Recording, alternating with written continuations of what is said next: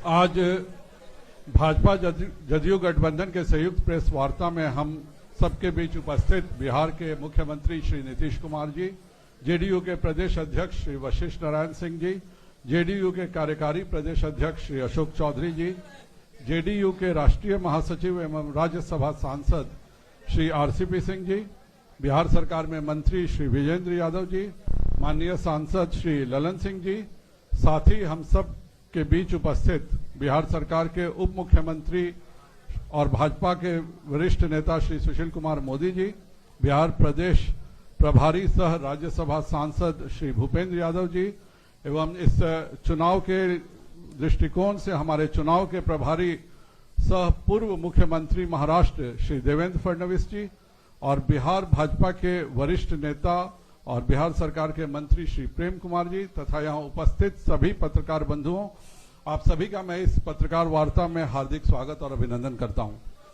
प्रधानमंत्री श्री नरेंद्र भाई मोदी जी के नेतृत्व में केंद्र में गरीब कल्याण को समर्पित मजबूत इरादों वाली एनडीए सरकार है। जैसा कि हम सब जानते हैं कि कोरोना जैसी वैश्विक महामारी के समय केंद्र की मोदी सरकार ने जिस तत्परता से और सजगता से लड़ाई लड़ी है, वह आज पूरे विश्व में एक उदाहरण है। ठीक उसी प्रकार से बिहार में श्री नीतीश कुमार जी के नेतृत्व में एनडीए सरकार ने कोरोना के खिलाफ जो कदम उठाए हैं और उसमें हमें जो सफलताएं मिली हैं, वह भी अत्यंत सराहनीय है।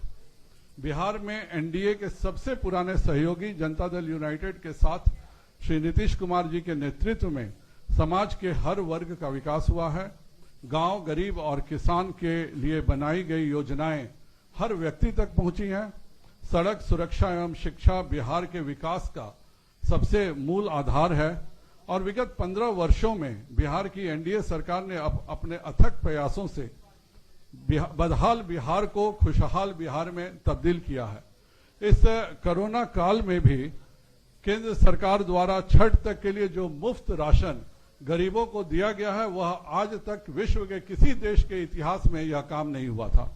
उसी प्रकार पीएम केयर्स फंड से 500 बेड के अस्पताल 3 महीनों में बिहार में बना लिए गए और यह सब तभी संभव हो सका जब केंद्र और बिहार दोनों जगहों पर एनडीए की सरकार है। आप सबको मैं बताना चाहता हूं कि भारतीय जनता पार्टी इस चुनाव में जदयू के साथ अटूट गठबंधन है। साथ ही हमारी विकासशील इंसान पार्टी से सकारात्मक बातचीत भी चल रही है। आप सब जानते हैं कि जेडीयू के साथ हिंदुस्तान आवाम मोर्चा भी एनडीए गठबंधन का एक अहम साझेदार है। लोजपा हमारे सहयोगी थे, किंतु बिहार में भाजपा और जेडीयू का जो गठबंधन है, उसमें श्री नीतीश कुमार जी ही हमारे गठबंधन के चेहरे हैं। इसमें कोई भ्रम नहीं है। लोजपा नेता श्री रामविलास पासवान जी का हम सम्मान करते हैं और वह जल्दी स्वस्थ हो जाएं, इसकी भी हम ईश्वर से प्रार्थना करते हैं। अब मैं श्री नीतीश कुमार जी को आमंत्रित करने से पहले मैं पुनः एक बार दोहराना चाहता हूं कि बिहार में एनडीए के नेता श्री नीतीश कुमार जी ही हैं। श्री नीतीश कुमार जी एक बार फिर 3/4 बहुमत के साथ बिहार के मुख्यमंत्री बनेंगे। एनडीए गठबंधन में वही रहेंगे जो नीतीश कुमार जी के नेतृत्व को स्वीकार करते हैं। बिहार में एनडीए श्री नीतीश कुमार जी के नेतृत्व में फिर से 2010 का इतिहास बनाएगी और 3/4 के प्रचंड बहुमत के साथ सरकार बनाएगी। अब मैं माननीय मुख्यमंत्री जी को आमंत्रित करता हूं कि वह इस प्रेस वार्ता को संबोधित करें।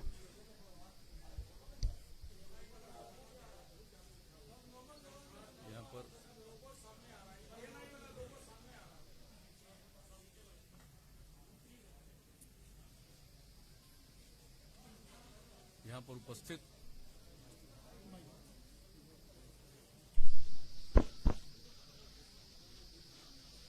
इस कार्यक्रम में उपस्थित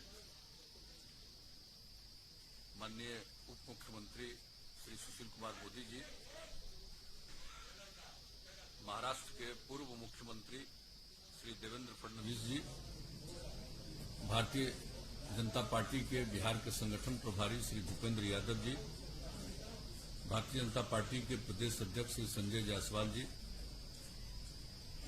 हमारे साथी और बिहार सरकार के माननीय मंत्री प्रेम कुमार जी और यहाँ पर उपस्थित जनता दल यू के हमारे सभी सम्मानित नेतागण, प्रदेश अध्यक्ष वशिष्ठ भाई, कार्यकारी अध्यक्ष अशोक चौधरी जी, विजेंद्र यादव जी, आरसीपी सिंह जी, ललन जी,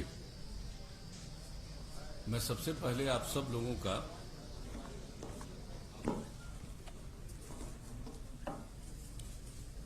अभिनंदन करता हूं। आप इतनी बड़ी संख्या में यहां पर मौजूद हैं और यहां पर जो बुनियादी बातें हैं उसकी जानकारी संजय जायसवाल जी ने दे दी। जो हम लोगों का गठबंधन है एनडीए, इसमें बातचीत हो चुकी है और हम लोगों की बातचीत पहले ही हो चुकी थी, लेकिन उसका कोई ऐलान नहीं किया गया था और अब उसके बारे में विस्तृत रूप से जानकारी दे दी जाएगी। आज इन्होंने बता दिया है जो जनता दल यू है उसके जिम्मे 122 सीटें दी गई हैं और उसी के अंतर्गत हम पार्टी को, जीतन राम मांझी जी की पार्टी को, उसी के अंतर्गत हम लोगों ने 7 सीटें दी। भारतीय जनता पार्टी के पक्ष में 121 सीटें हैं और उसी के अंतर्गत इन लोगों की बातचीत जो इन्होंने बताया कि अंतिम चरण है विकासशील इंसान पार्टी के साथ, उसी के अंतर्गत उनको सीटें देंगी। और जहां तक दोनों के बीच में कंस्टिट्यूएंसी का सवाल है, कौन कौन विधानसभा क्षेत्र किनके जिम्मे है, उसका भी निर्णय हो चुका है और मैं समझता हूं कि आज वो 122 और 121 तो है, तो बता दें लोगों को, या ऐसे ही आप रिलीज कर दिया जाएगा ये पूरे तौर पर कि इनके जिम्मे कौन सी सीट है। हम लोग मिलकर काम कर रहे हैं और बिहार के विकास के लिए जो भी काम है वो किया गया है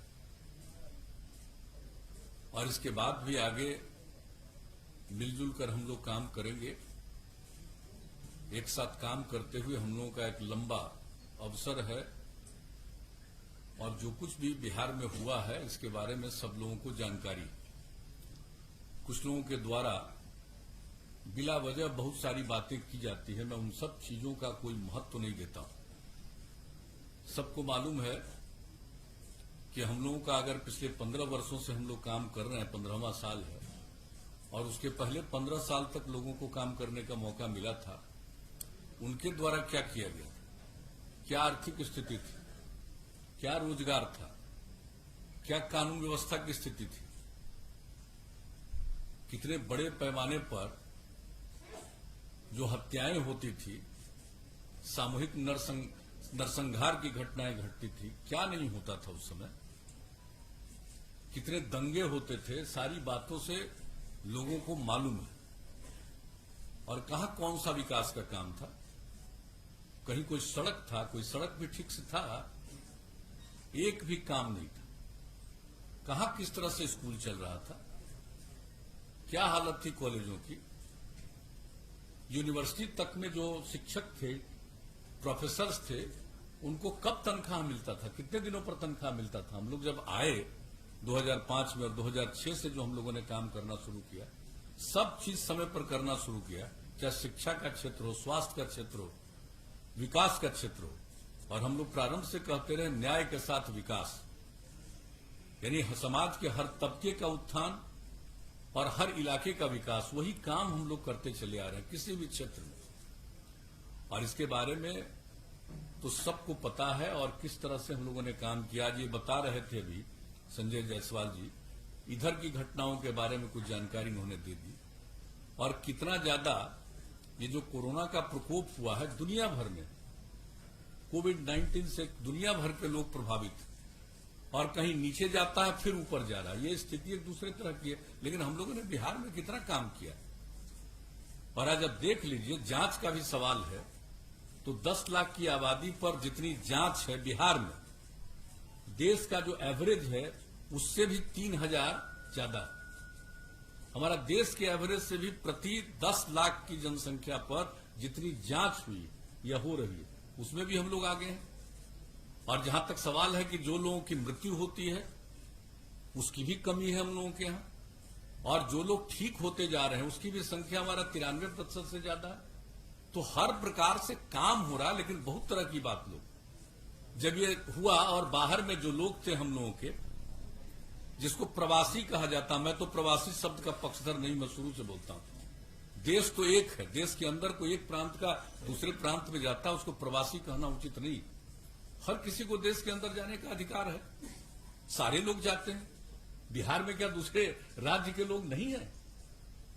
लोगों को ठीक से मालूम नहीं है, यह पता नहीं है कि केरला के लोग या महाराष्ट्र के लोग बिहार में हैं कि नहीं है, तो ठीक से तो मालूम नहीं है। तो बिहार के लोग भी सब जगह जाते हैं, या जहां कहीं भी इच्छा होती है जाते हैं।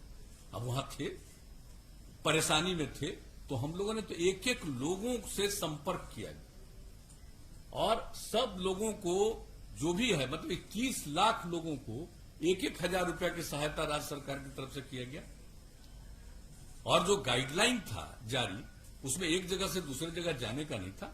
फिर केंद्र सरकार ने निर्णय लिया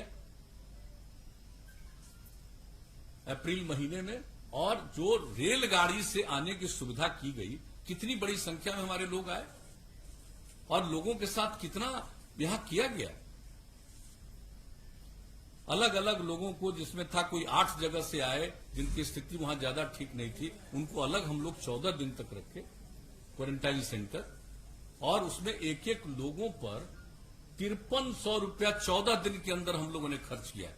तो लोगों को तो मालूम कुछ रहता नहीं है केंद्र ने मदद किया कितना, जिसकी चर्चा इन्होंने कर दी। किस तरह से लोगों को सुविधा हो जाए, चारों तरफ से राज्य सरकार की तरफ से किया गया। लेकिन कुछ बातें तो यूं की जाती है तो एक बात है, और हर प्रकार से हम लोग एक एक तरह का इंतजाम करके रखे हुए, और एक एक क्षण, अभी तो अब चुनाव आ गया, तब चुनाव आ गया तो जितने सरकार के और जो डिपार्टमेंट के लोग हैं, अधिकारी हैं, ये उनका देखना काम है। और आपको मैं बता देता हूं, जैसे ही चुनाव आयोग के द्वारा घोषणा की जाती है डेट, हमको जब से मौका मिला है तब से, जिस दिन अनाउंस हो जाता है चुनाव का इलेक्शन कमीशन के द्वारा, उसके अगले दिन या उसी दिन हम ऑथोराइज कर देते हैं सब काम के लिए चीफ सेक्रेटरी को। इस बात को जान लीजिए। अब हम लोगों को तो इतना कम समय है और ऐसी परिस्थिति में चुनाव हो रहा है, तो सब लोगों को पूरी तैयारी करनी है, और हम लोग चुनाव कर रहे हैं तो हम लोग तो अपने ढंग से जो काम है। और एक बात मैं बता देना चाहता हूं कि हम तो, जो हम लोगों का काम है लोगों की सेवा करना, तो हम लोग तो पॉजिटिव आधार पर जो काम किया है और जो काम कर रहे हैं उसके आधार पर लोगों के बीच में फिर हम लोग जाकर के सेवा का अवसर प्राप्त करने की कोशिश करें। जनता मालिक है, उनको तय करना। लेकिन कुछ लोगों के द्वारा किस किस तरह का बयान दिया जाता है, मुझे तो आश्चर्य होता है। और आज तो हम कुछ अखबार में देख लिए कि जिसका जेडीयू से कोई रिश्ता नहीं है, उसका दिखा दिया कि आरजेडी ज्वाइन किया। जेडीयू में है ही नहीं। अब वरिष्ठ नेता 2-3 अखबार में हमने देखा, आश्चर्य मुझको लगता है। इसलिए हम तो आग्रह करेंगे कि चीजों की जांच करके, अब फोटो छपा हुआ है, फोटो छपा है 1-2 अखबार में, तो वो कब हम लोग एमएलए बनाए, एमपी बनाए, 14 से ही अलग है। अब बताइए कोई कहीं जाता, तो कुछ चीजों को तो देख करके मैं इतना ही कहूंगा, मुझको दुख नहीं होता। सवेरे मेरी आदत है अखबार पढ़ने की, तो हम जब सवेरे अखबार पढ़ते हैं, टेलीविजन तो उस तरह से हम देख नहीं पाते हैं काम के चलते। दिल्ली में जब तक थे तब तक 1-2 घंटा टेलीविजन देखते थे, अब नहीं देख पाते हैं।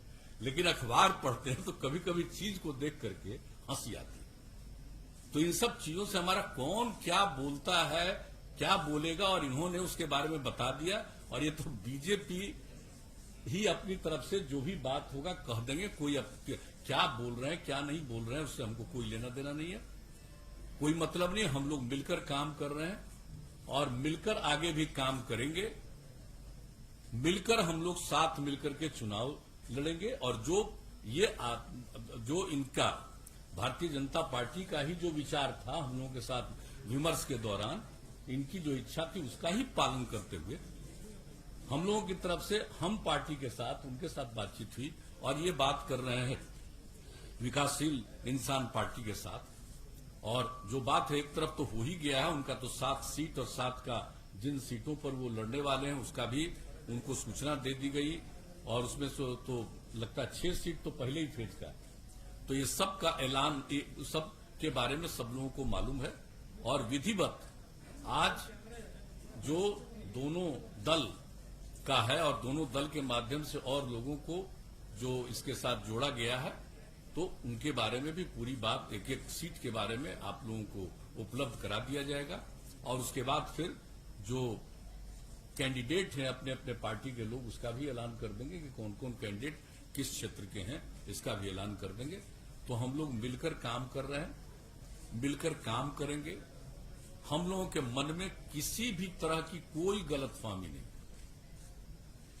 और हम मानते हैं कि किसी को अगर कुछ कहने से उसको आनंद आता है, उसको पूरी आजादी है, जो इच्छा करे बोले, जो इच्छा करे कहे, अपना करता रहे, बोलता रहे, इससे हमको कोई लेना देना नहीं। एक बात हम बहुत स्पष्टता के साथ आज कह देना चाहते हैं। लेकिन हम लोग मिलकर, जैसा कि मैंने कहा है, काम करते रहे हैं, आगे भी काम करेंगे। किसी तरह का हम लोगों के मन में कोई कंफ्यूजन या किसी प्रकार की गलतफहमी नहीं।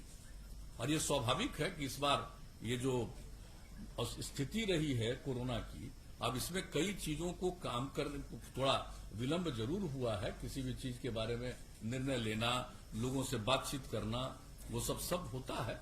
लेकिन अब एक एक चीज के बारे में फैसला हो गया है और लोग अपने अपने कैंडिडेट के बारे में भी अंतिम निर्णय लगभग ले चुके हैं। हम लोग तो कैंडिडेट के बारे में भी निर्णय ले चुके हैं, आपका भी निर्णय लगभग हो चुका है। तो इसका भी ऐलान बाद में कर दिया जाएगा। अभी तो सीटों के बारे में, कौन सीट से किस पार्टी के लोग चुनाव लड़ेंगे, इसके बारे में आज आपको जानकारी दे दी जाएगी। और मैं तो इतना ही कहूंगा कि भाई समाज में एक प्रेम का और भाईचारे का भाव रहना चाहिए। लेकिन ये तो हमको मालूम है कि मनुष्य का तो कुछ न कुछ हिस्सा ऐसा होता है जो इस प्रकार की बात करता है कि ये कोई ऐसी बात नहीं है कि ये अस्वाभाविक है, ये बहुत ही स्वाभाविक है।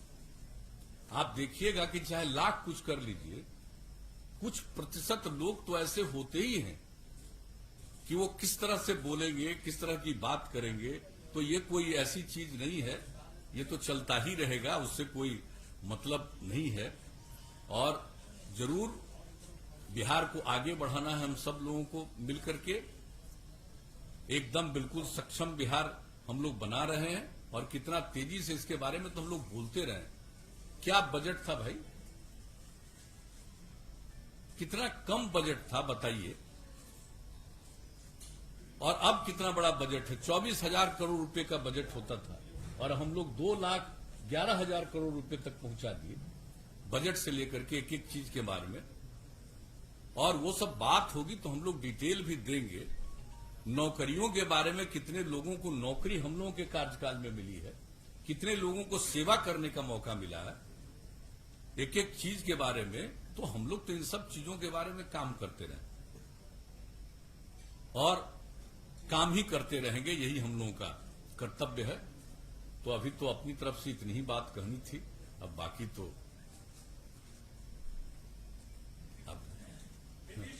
बहुत बहुत धन्यवाद। माननीय मुख्यमंत्री जी ने विस्तृत बताया है, पर अब कोई प्रश्न हो आप सबको तो आप पूछ सकते हैं। एक मिनट, एबीपी।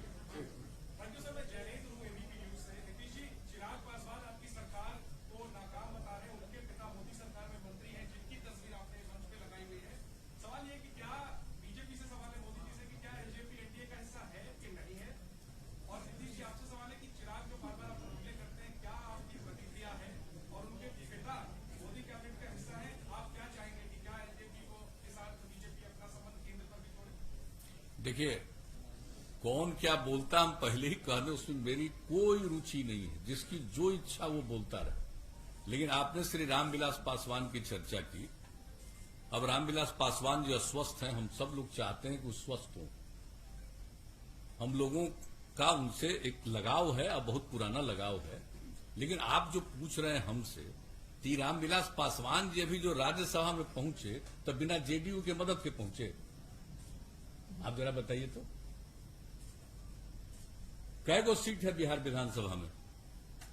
2 है ना। तो बीजेपी ने और जेडीयू ने तो टिकट दे करके राज्यसभा पहुंचाया। तो ये सब बात जो कोई बोलता रहता, हमको उससे क्या मतलब है? और आप जरा बता दीजिए कि जो पार्लियामेंट का चुनाव हुआ जिसमें 6 सीट मिली, तो कौन नहीं होगा? कितना कितना बार वो मेरे साथ रामविलास पासवान जी गए, सुशील मोदी जी, हम और रामविलास पासवान जी कई जगह मीटिंग में गए हैं, जरा बताइए। तो हम लोग तो सब दिन से सहयोग करते रहे। आप कोई के मन में क्या बात है, इससे हमारा कोई लेना देना नहीं है। और उसका एक पक्ष जो कहा उसके बारे में तो आप लोग बता देंगे।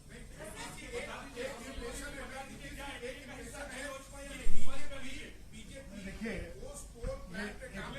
एक मिनट, अरे रुक जाओ यार, पूछिए, उनका जवाब देने दो ना। देखिए, डॉक्टर संजय जायसवाल जी ने बहुत स्पष्ट कर दिया है कि बिहार के अंदर एनडीए में वही रहेगा जो नीतीश जी को बिहार एनडीए का नेता स्वीकार करेगा। और इस चुनाव में भारतीय जनता पार्टी ने नीतीश कुमार जी को मुख्यमंत्री का उम्मीदवार घोषित किया है। कल सरकार निश्चित बनेगी तो मुख्यमंत्री भी नीतीश कुमार होंगे।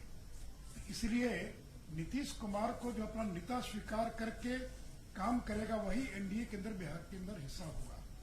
और रामविलास जी तो केंद्र में मंत्री हैं ही, और केंद्र में मंत्री अस्वस्थ हैं वो। और जैसा भी कहा डॉक्टर संजय जायसवाल जी ने कि अगर वो स्वस्थ होते तो शायद आज ये स्थिति पैदा नहीं होती।